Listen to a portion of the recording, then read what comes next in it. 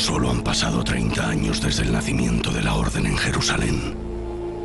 Hugo de Payens, su fundador, y los 3 primeros maestres que le sucedieron pasaron ya a mejor vida.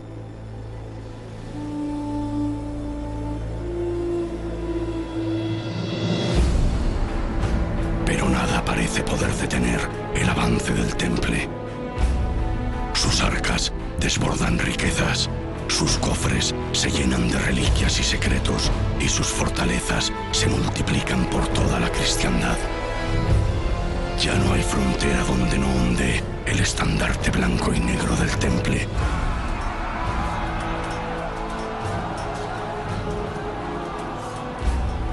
Gualdin Pais ha sobrevivido a golpe de sable y espada a los años más difíciles del Temple en Tierra Santa.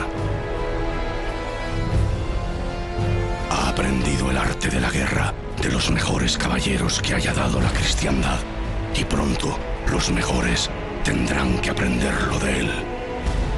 Se le ha encomendado la ardua tarea de expulsar al Islam de las fronteras portuguesas, y pronto se convertirá en el más grande de los maestres que haya pisado la península. Pues no hay sarraceno con suficiente valor para acercarse a su espada.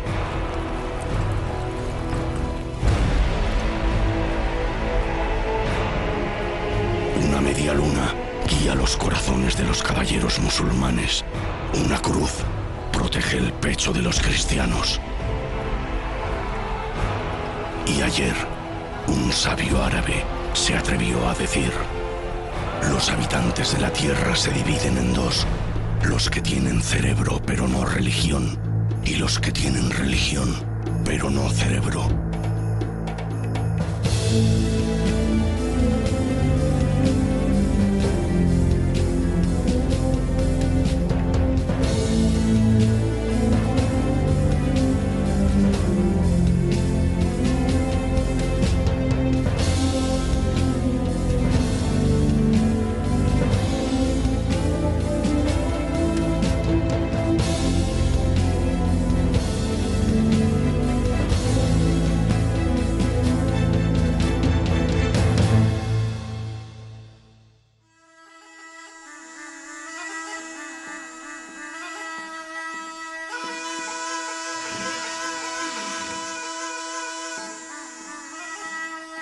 Mis médicos diplomados podían contarse en Bagdad antes de la llegada de los demonios cristianos a Palestina.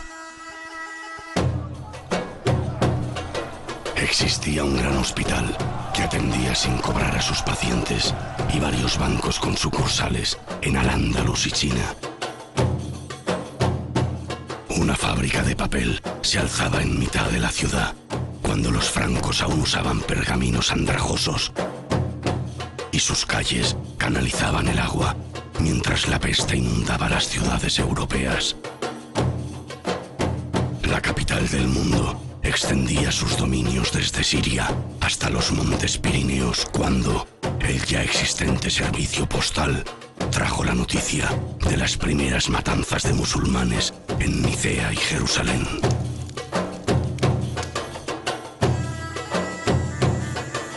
Hoy he visto a los cruzados matar a un hombre junto a la mezquita de Al-Aqsa, asarlo en un espetón y comérselo gritando a voz en cuello que todo musulmán correrá la misma suerte.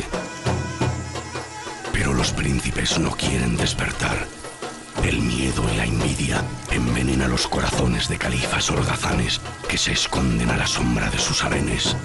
Y las noticias llegan tarde, las traen refugiados que con sus relatos lloran y hacen llorar.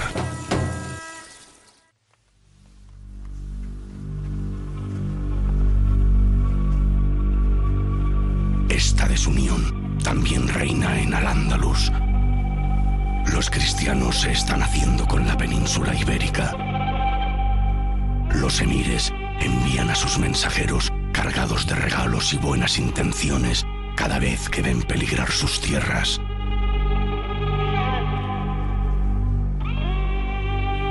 Besa el brazo que no puedas romper y ruega a Dios porque lo rompa Él. Todos conocen ese refrán.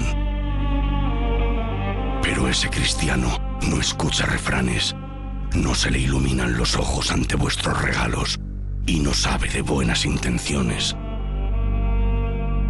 Se cortaría el brazo antes que tenderos la mano.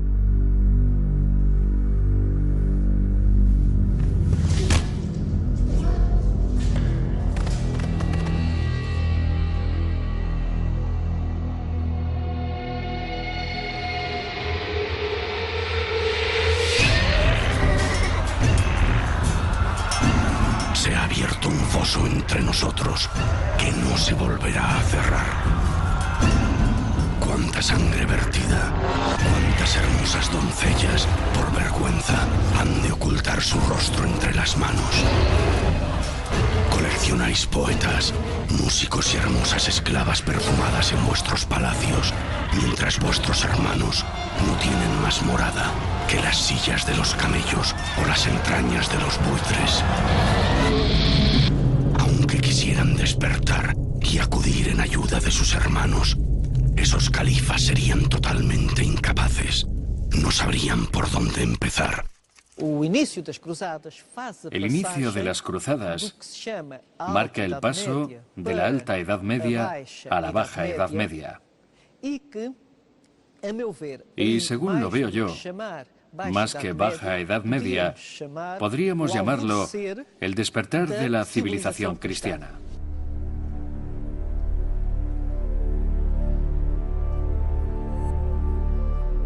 Año de 1154 de la era de Jesucristo. Otro gran maestre del temple ha muerto en Tierra Santa y otro le sucederá.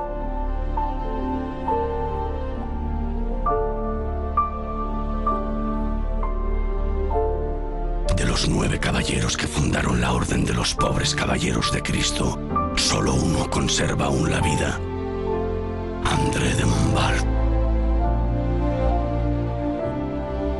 Tú combatiste junto a Hugo de Payens. Eres el único que aún puede presumir de haberlo hecho. Pero de eso hace ya casi 50 años.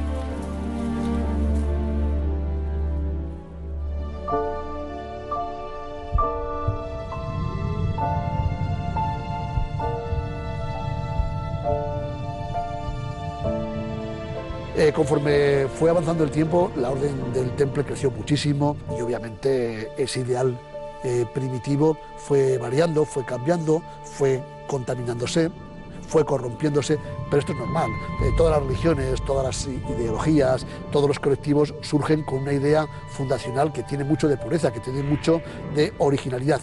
Y luego, pues las circunstancias históricas van haciendo que estas ideas se modifiquen, se alteren, se cambien y que incluso se contaminen y se corrompan de una forma a veces extraordinaria. La Orden participó de numerosas conquistas militares, participó de numerosos procesos políticos y participó de cuestiones con las que es posible que San Bernardo de Claraval o el mismo Hugo no estuvieran de acuerdo. Desde luego a Hugo no le debió de gustar que la Orden terminara como terminó, pero es una realidad que para él ya había pasado el tiempo de la fundación.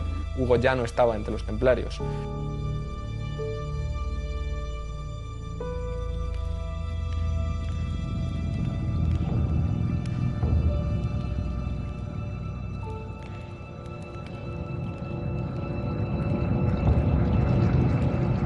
No, Hugo ya no está entre vosotros. Y Tierra Santa es un maldito desastre gobernado por ineptos y ladrones, más preocupados por conservar sus ganancias que por el bien de los peregrinos. Pero tú no serás como ellos, ¿verdad, Gualdín? Aquí, en Portugal, los novicios seguirán respetando a sus mayores. Al menos, mientras seas tú el máximo mandatario de la Orden, seguirán haciéndolo. Poco importa si emiten o no su voto de pobreza, pues te asegurarás de que no vuelvan a poseer absolutamente nada. No será necesario que juren obediencia, pues no tendrán más remedio que obedecer. Y no tardarán en aprender en qué consiste la castidad, pues no volverán a acercarse a una mujer en toda su vida. Esto es el Temple. Aquí no entra cualquiera. ¿Acaso no fueron esas mismas palabras las que a ti te inculcaron?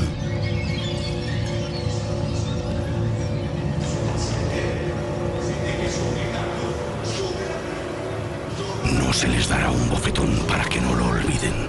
Si es necesario, recibirán una paliza. La leyenda a veces se ha apoderado de la historia, ¿eh? El mito, la fábula, la leyenda, la especulación, el esoterismo han tenido un papel fundamental. La Orden del Temple, a pesar de ser una organización que surge en el seno de la Iglesia Católica, tiene en ciertos aspectos de su vivencia y de su práctica vestigios de cristianismo de otros orígenes, no exclusivamente católicos. Por ejemplo, prácticas de aquello que se llamaba oración mental, lo que hoy llamaríamos yoga. Obligarás a esos pobres desgraciados a escupir sobre la cruz de Cristo nuestro Señor, a orinar sobre ella, a maldecirla. He visto la lápida bajo la cual descansa tu cuerpo. El día que mueras, harás que esculpan sobre ella tu nombre. Lucifer. Dime, Gwaldin, ¿cuándo perdiste la cabeza? Lucifer, si fuésemos a un diccionario latín-portugués, quiere decir la estrella de la mañana. Y si quisiéramos hacer un estudio etimológico, Lucifer significa aquel que porta la luz, lo que indica que él debió recibir esa luz que viene de Oriente. Porque no es normal que, en la Edad Media, se escriba en una placa la palabra Lucifer, porque podría ser asociada al demonio. La palabra Lucifer tenía mucho impacto en la Edad Media. Hoy en día cualquier persona puede ir al convento de Cristo y contemplar esa placa en la que Gwaldin se irguió a sí mismo como Lucifer. Se decía que los templarios escupían sobre la cruz o se orinaba sobre ellas para repudiar la figura de Cristo. Esto, en términos generales, fue siempre rechazado por todos los caballeros templarios. E incluso entre algunos de ellos, que parece ser que pudieron aceptar esta acusación, no queda del todo claro desde qué punto lo hacían. Habría gente que escupiría, basándose en el voto de obediencia, procurando no dar al crucifijo, o habría gente que, en virtud a ser cristiano y un servidor de Dios, se negaría a hacerlo. Otra hipótesis es que efectivamente, en algunos lugares y por decisión del comandante, se quisiera que los templarios realizaran una práctica como esta, que para la época es abominable. Si se hacía, digamos, esta exigencia de los caballeros templarios, era porque si lo hacían, si escupían, eran expulsados inmediatamente de la orden. Y si todo lo contrario, se negaban a hacerlo, entonces es que habían demostrado su valía y en consecuencia podían ingresar entre los templarios.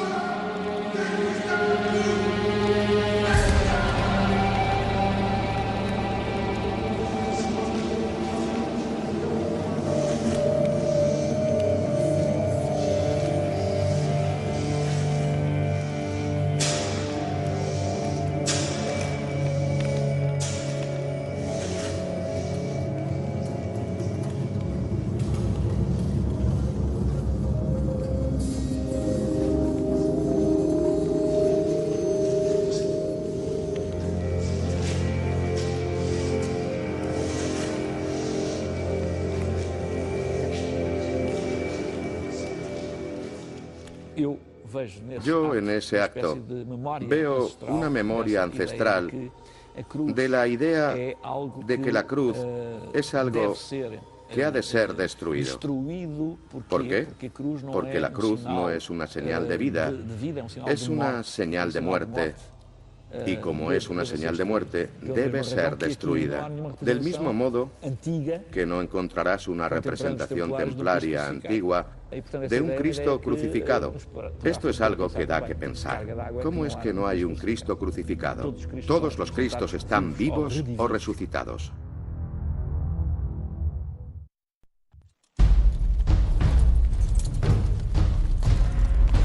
El temple está asociado a la cruzada, evidentemente. Y todos sabemos que la cruzada es un conjunto de fracasos. Conforme esos fracasos son cada vez más reiterados y cada vez más evidentes al conjunto de la cristiandad, esos fracasos se asocian, lógicamente, a uno de los agentes fundamentales de la cruzada en Tierra Santa, que son los templarios.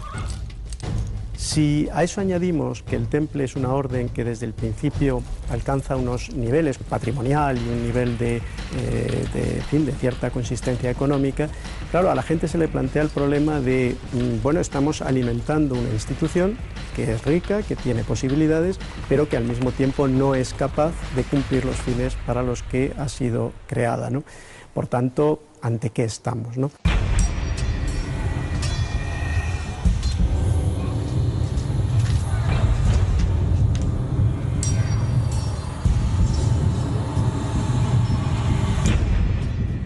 Hablando de los templarios en Portugal, Waldim Pais es realmente un maestre carismático.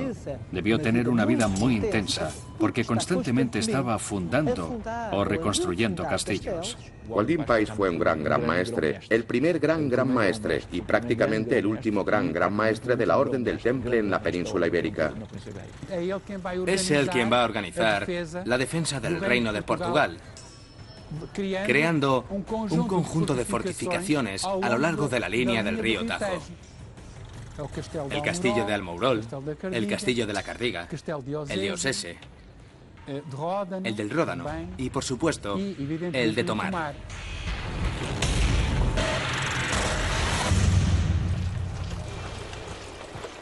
En el año de gracia de 1162, construirás el convento de Cristo y la ciudad de Tomar, uno de los más míticos enclaves de la Orden del Templo, un lugar santo que el tiempo jamás logrará destruir. La Orden del Temple se organizaba en provincias, 9 provincias, y la península ibérica, exceptuando Cataluña, era una de esas 9 provincias. Y el centro, la capital, era aquí, en Tomar. Y por tanto, el gran maestre, fuera de donde fuera, castellano o portugués, leonés, todo lo referente a la península ibérica, se decidía aquí. Pocos hombres de los que te rodean han conocido Jerusalén, y de esos pocos, ninguno la ha vivido como tú la viviste durante los 5 años que pasaste sirviendo en la Orden. Has estado demasiado cerca de muchos de los secretos inconfesables de la Orden Templaria. Sabes demasiado, Waldim. No es casualidad que fueses tú el elegido para hacer llegar todo ese conocimiento hasta la península ibérica.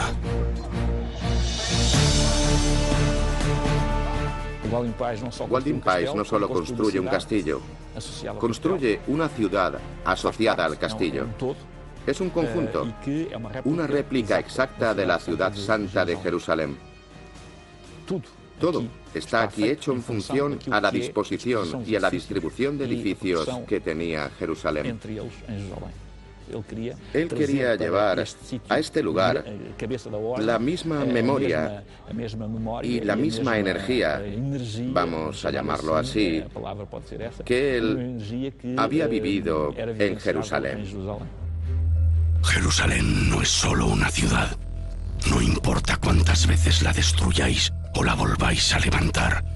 Jerusalén es eterna. Es el lugar donde todos los pueblos acudirán al banquete de Dios en el final de los tiempos. El lugar donde Cristo resucitó y el lugar desde el que Mohammed, el profeta, ascendió a los cielos. Por tanto, Jerusalén se convierte en un lugar mágico, maravilloso y sagrado para las 3 grandes religiones monoteístas, musulmanes, judíos y cristianos. Jerusalén no es solo una ciudad física, es una ciudad espiritual. El lugar donde Dios, según las tradiciones del libro, se manifestó. Y por tanto, una ciudad con una carga, con una energía que hace de ella una especie de polo terrestre. Ese espacio particular podría permitir una ascensión a la verdadera Tierra Santa, a la Tierra Santa celeste. Pero si Jerusalén es esa escalera cuyos peldaños conducen al palacio del único Dios, ¿qué es el convento de Cristo? Cuentan que has abierto un oscuro pozo en su lecho y que sus peldaños no apuntan al cielo, sino que se sumergen en las entrañas de la tierra. ¿Hasta dónde quieres llegar, Waldin? ¿A qué demonio consagras tus más íntimas oraciones? La charola, el lugar de oración de los templarios de Tomar, será concebida como una réplica exacta de la planta del Santo Sepulcro de Jerusalén. Así que sé que no os habéis apartado del amor de Nuestra Señora. Sé que en esa charola erguiréis su imagen y que a ella honraréis en vuestro culto. ¿Quién sino intercederá por vosotros, templarios, el día que acudáis ante las puertas? ¿Quién sino ella? Aquella que encerró en sus entrañas a quien no cabe en todo el mundo, la que sostuvo en sus brazos al que todo lo sustenta, la que tuvo a su cuidado al Dios que cuida de todos. María representa la pureza, es el nuevo arca de la alianza, es la torre de marfil, el pozo sagrado de donde está toda la sabiduría, es la nueva humanidad, es la madre de todos los creyentes, es la madre de la Iglesia. Protégenos en la lucha, pues eres tú, Miguel, nuestro arcángel. Pues también nosotros empuñamos la espada y junto a ti pelearemos el día del juicio final. Permítenos imitarte, permítenos sangrar hasta expulsar a los ángeles caídos y al mal de este mundo. Toda la Sagrada Escritura es una lucha, ¿no? Contra el mal, la experiencia del mal que nosotros tenemos. Ese mal es identificado como un elemento oscuro que puede tomar diversas formas. El arcángel San Miguel, representado en la iconografía, pisando la cabeza del maligno, del mal, que puede tener la figura de un demonio o puede estar representado también como un dragón. El arcángel San Miguel en el imaginario cristiano del momento es el jefe de los ejércitos angélicos, ¿no? Estamos en esa pedagogía de la Iglesia de la santificación progresiva de la violencia. Entonces, lógicamente, el canon por antonomasia, es decir, el referente moral por antonomasia para el cristiano es el santo, ¿eh? Bueno, por tanto, él es un modelo a seguir, ¿no? Muchas de vuestras capillas consagrarán la imagen de María Magdalena, y eso hará que las lenguas de muchos se desaten. Es evidente que ese culto fue intenso en Portugal. En muchas iglesias templarias existía un altar dedicado a María Magdalena. El culto a María Magdalena es asociado a la idea de que Jesús, como rabí, tendría que estar obligatoriamente casado. ¿Con quién se casó? El texto bíblico, el texto evangélico, da algunos indicios de que Magdalena era la más próxima o la primera candidata a ser esposa de Jesús. Los templarios bebieron de esa tradición en origen y la trajeron a Occidente manteniéndola viva. María Magdalena tiene otro simbolismo importante. Cristo, como reformador, acepta en su cofradía a mujeres. Y eso, para el mundo judaico de la época, y tal vez a día de hoy, es una revolución.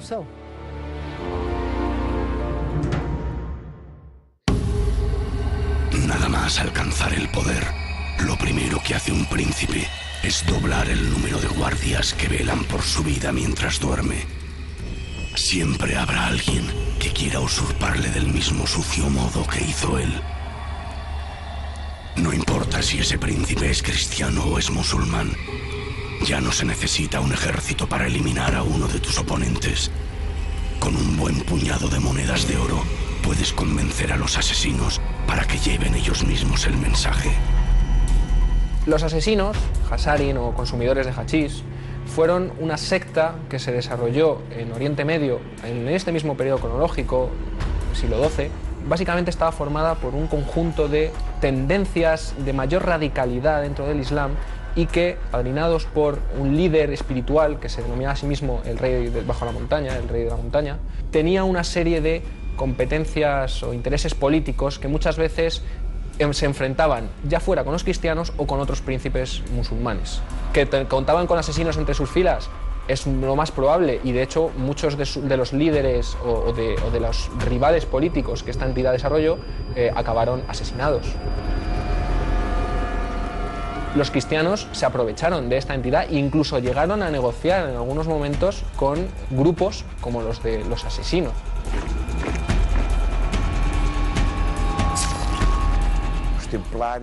Los templarios, cuando no podían, tenían que pagar a la orden de los asesinos, la orden musulmana correspondiente a la orden templaria cristiana, para proteger a los peregrinos cristianos. Por tanto, hubo encuentro entre ellos. Hay mucha gente que dice que una de las intenciones secretas de los templarios era el que los templarios musulmanes y cristianos dominaran el mundo cristiano y árabe. Existe también un documento en que se nombra un tributo que la caballería de Al-Mut, es decir, los asesinos de la montaña, pagarían un tributo a los templarios. Si les pagaban un tributo es porque mantenían relación. Hassan ibn Sabah, el viejo de la montaña. Envuelves con opio a tus fieles y ellos te agradecen que les muestres la verdad. Les permites yacer con las arpías que encarcelas en tus harenes y ellos se creen abrazados por las vírgenes del Edén. Tú tienes las llaves de la eternidad. Les abres las puertas traseras de tu castillo y ellos creen vislumbrar el paraíso. Esta noche les dejarás disfrutar del éxtasis de tu opio. Mañana volverán a ser asesinos y volverán a matar por ti.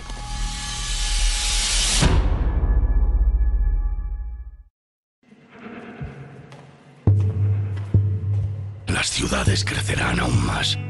Sus habitantes se hacinarán en ellas, respirarán el aire putrefacto de sus ciénagas y compartirán con las ratas sus aguas y sus pulgas. Dios no parece sentirse especialmente orgulloso del hombre que creó. Ya no le tiembla la mano a la hora de castigar sus excesos. La cruzada de Tierra Santa se cuenta por derrotas y los que no tienen la suerte de expiar su impureza peleando en Palestina tendrán que luchar contra enemigos igual de implacables pero invisibles. Difteria, malaria, tuberculosis, viruela, escorbuto. Ahora estamos acostumbrados, casi todos, porque lo vemos en la televisión, porque lo leemos en los periódicos o porque nos toca personalmente o algún familiar, a estar muy identificados o por lo menos a conocer muchas enfermedades y muchos nombres de medicamentos. Esto no era siempre así. Había, por ejemplo, enfermedades en la Edad Media que no se conocían y que se les da un nombre muy genérico. Las fiebres. ¿Qué eran las fiebres realmente? Era un virus que afectaba a la sangre, era una pulmonía, era un simple resfriado. La pérdida de las cejas, los ojos saltones o la hinchazón de la nariz son claros indicios de que has contraído la lepra. Los médicos no dudarán en confirmarlo. Si además tienes la piel de la frente tensa y brillante, los pies pequeños o la voz ronca, se te dirá una misa de difuntos y si tienes familia, ellos te acompañarán hasta la leprosería. Lo harán en silencio, pues no eres más que un muerto en vida y con los muertos no se habla.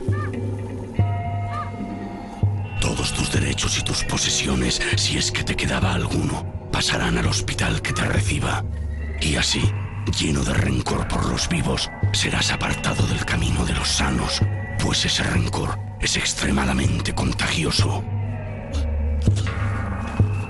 Se reunirán varios consejos de sabios, de esos que creen saber algo, y tras mucho pensar y deliberar, determinarán que 3 son las causas de este mal. Que los judíos han envenenado el agua y el aire, que existe una conjunción adversa de los astros del cielo y que Dios, una vez más, castiga al hombre por sus desmanes y pecados. La Iglesia está permanentemente interesada en que los hombres y mujeres de ese tiempo tengan miedo a morir en pecado. Y los están amenazando permanentemente. La amenaza con las penas del infierno es absolutamente constante. Lo primero que veía un fiel cuando entraba en la iglesia, en la catedral, era el juicio final. Solo es explicable, evidentemente, viviendo en el caldo de cultivo que había en Europa del siglo XI, del siglo XII. En un caldo de cultivo en el cual existía un miedo colectivo extraordinario al más allá, un miedo colectivo a morir en pecado, un miedo colectivo al diablo, al maligno, a arder eternamente en el fuego del infierno. El primero tocó la trompeta y hubo granizo y fuego. La tercera parte de la tierra fue quemada. El segundo ángel tocó la trompeta y una mole de brasas fue lanzada al mar. La tercera parte del mar se convirtió en sangre. El tercer ángel tocó la trompeta. Cayó del cielo una estrella y aplastó la tercera parte de los ríos, de las fuentes y las aguas.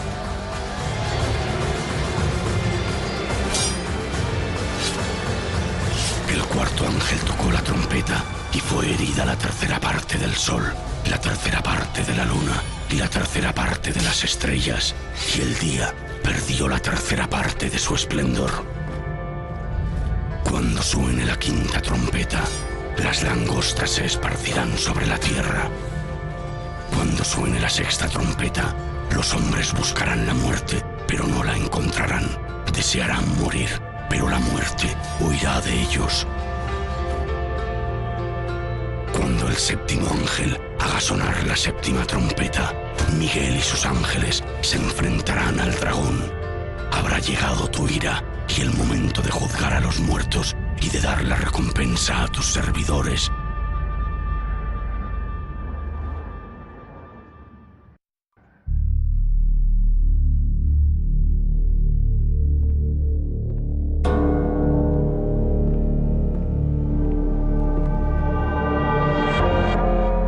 Capítulo 42 de la regla del temple. Prohibimos a todo hermano hacer mención a las locuras que hubiere hecho en el mundo, y a los placeres de la carne con mujeres, y aquel que oyera a cualquiera charlar estas cosas, lo haga callar, para no prestar el oído de su corazón a ese mentiroso. Capítulo 17. No se dará a los hermanos licencia para hablar en público, si no es por urgente necesidad. Te expondrás infaliblemente a pecar si mantienes la boca abierta, y es por eso que no permitiremos ni palabras inútiles ni bufonadas.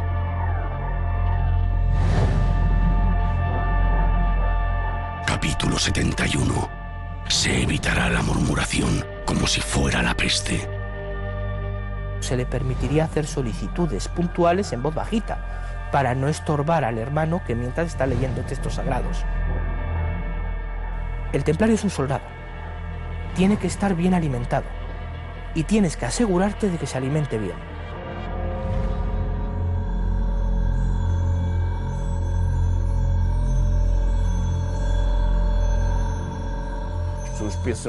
Algunos creen que los guerreros solo comían carne y no era así. Seguían dietas para tener buena salud. Los dietistas de la Orden del Temple introdujeron las legumbres en la comida de los templarios y todo tipo de vegetales que no se comían aún en aquella época. Y se les obligaba a comérselos quisieran o no. Comían cada 2 templarios de un solo plato. Y cada 2 compartían una copa. Bebían vino, pero no porque les gustase beber vino.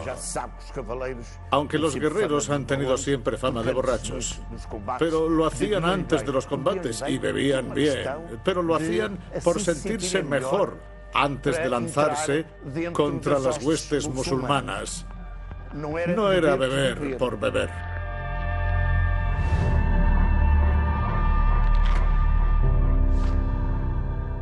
Capítulo 70 de la regla del temple. Que cada uno se acueste aparte en una cama, con un saco, un colchón y una manta basta. Se dormirá con la camisa y los calzones, y que haya siempre luz mientras duerman los hermanos.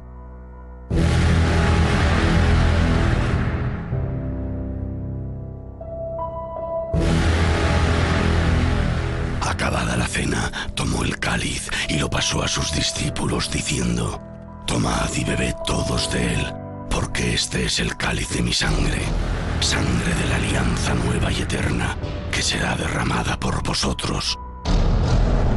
Y ese cáliz será el plato en el que José de Arimatea recogerá la sangre y el agua emanadas de la herida abierta en el costado de Cristo el día de su crucifixión. Será la copa que Jesús, ya resucitado, ordenará custodiar en las Islas Británicas. Será la sangre real que marque la descendencia directa de Cristo nuestro Señor desde el vientre de María Magdalena. Será el mismo que una dinastía de guardianes mantendrá a salvo y escondido por siempre. Será una paloma, un rayo de luz, una piedra. Una piedra traída de los cielos por los ángeles neutrales, y que esa piedra tiene la propiedad del fénix, es decir, que todo lo que se coloca sobre esa piedra renace. Fuese lo que fuese, yo creo que el grial no es algo físico.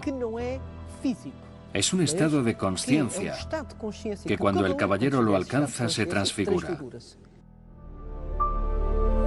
Solo 3 de los caballeros de Arturo llegarán a contemplarlo: Perceval, Galahad y Bors. Perceval no dormirá 2 noches en el mismo albergue. Cuando tenga nuevas de un caballero que vale más que otro, o que otros 2, no se abstendrá de ir a luchar con él. Dedicará su vida a la búsqueda del grial. Perderá la memoria y olvidará a Dios. Galahad llegará a rozarlo, pues solo el más puro de los caballeros puede alcanzar el grial. Aquel que se mantenga casto hasta el fin de los días, pobre, obediente y humilde.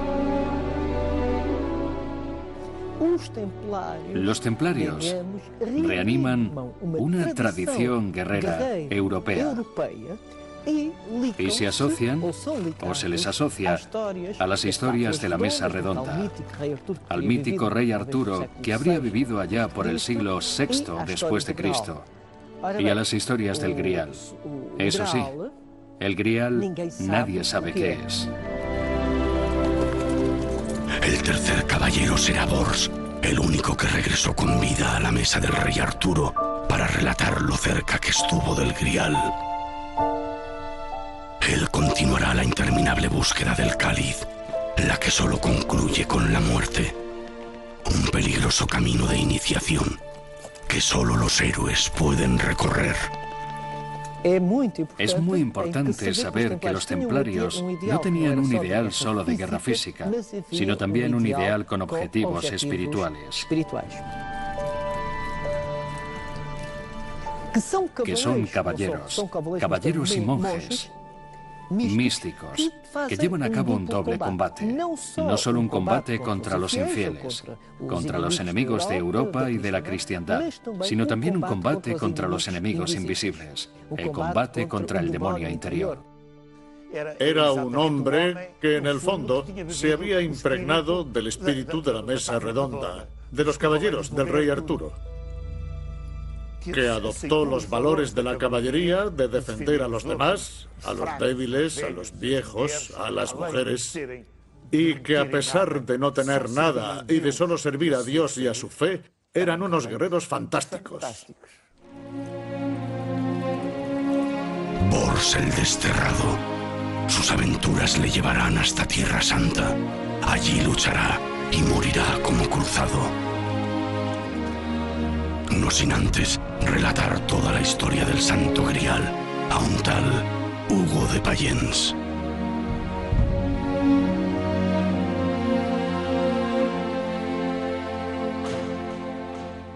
Ser templario implica un salto de fe que hoy en día no se podría dar.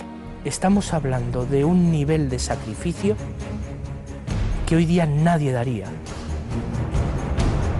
Un templario consagraba su vida a un propósito que trascendía lo dispuesto en la tierra. Renunciabas a tu vida, a tu propio destino, a tener descendencia, a tener posesiones, y te entregabas por tu propia convicción a un propósito mayor. Jolín, es un paso muy difícil de dar y que hay que tener, si no las ideas muy claras, si una convicción a toda prueba para decir, pese a todo, vamos con ello.